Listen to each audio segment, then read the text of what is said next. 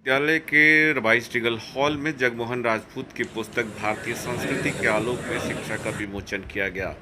इसका विमोचन श्री दत्तात्रेय होसबोले जी, सर कार्यवाह राष्ट्रीय स्वयंसेवक संघ के हाथों हुआ। दत्तात्रेय होसबोले ने जगमोहन राजपूत की पुस्तक को वक्त की जरूरत बताया और भारतीय संस्कृति और 3 साल के करीब हो गया। के मध्य पुल का काम करने वाली पुस्तक बताया। प्रोफेसर योगेश सिंह ने कहा कि समझ को विकसित करने का नाम ही शिक्षा है और ये किताब ऐसे जरूरी वक्त में आई है जब भारतीय संस्कृति और नई शिक्षा नीति को जोड़कर एक साथ देखा जा रहा है। उन्होंने यह भी आग्रह किया कि इस पुस्तक को एक बार जरूर पढ़ें। उन्होंने भारतीय संस्कृति और शिक्षा में सहयोग, लगाव, त्याग की भावना की बात भी कही। इस किताब को एक बार जरूर पढ़ें, अच्छी लगे तो दूसरी बार भी पढ़ें। हम सब लोग शिक्षा से जुड़े हुए लोग हैं, तो शिक्षा मन में प्रश्न आता है कि जब शिक्षा सोचते हैं, बोलते हैं, तो इसका मतलब क्या है।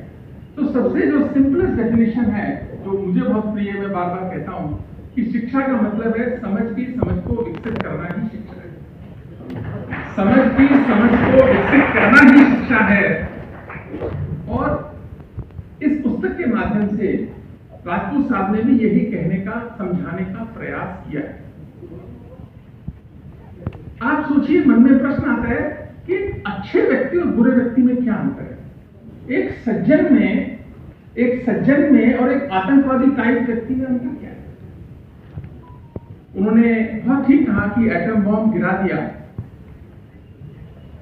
गिराते हुए उन्होंने सोचा नहीं। तो जब व्यक्ति की बात करते हैं तो बहुत सारे उसके अलग अलग चीजें होती है। जैसे एक सबसे बड़ी बात हम करते हैं कि कम्युनिकेशन तो अच्छे और बुरे दोनों का बहुत अच्छा हो सकता है। कमिटमेंट में भी शायद दोनों कम नहीं होते, अच्छा भी हो सकता है, बुरा भी हो सकता है, दोनों हो सकते हैं। लेकिन एक चीज जो अच्छे और बुरे में एकदम से फर्क डालती है, वो डालती है कंपैशन, करुणा का भाव, दया का भाव। आप जिस व्यक्ति को जो दूसरे का बुरा करता है, बुरा सोचता है, टेररिस्ट टाइप है, उसके अंदर वो जो कंपैशन का भाव है वो लगभग 0 मिलेगा। वो निर्दयी व्यक्ति जिसको किसी को दुख पहुंचाकर दुख नहीं होता है। तो इस अंतर को यदि शिक्षा में हम समझेंगे, लेकिन आप सोचिए हम इसमें कहां प्रयास करते हैं।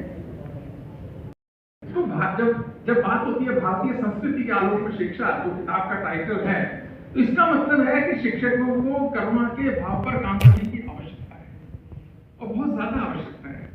सेवा सहयोग पर काम करने की आवश्यकता है, विश्वास, लगाव और त्याग पर काम करने की आवश्यकता है। लगभग 800,000 किलोमीटर दूर तक समुद्र नहीं था और वहां से ये है, उन दिनों में कभी गया कि नहीं था ये। तो लेकिन समुद्र का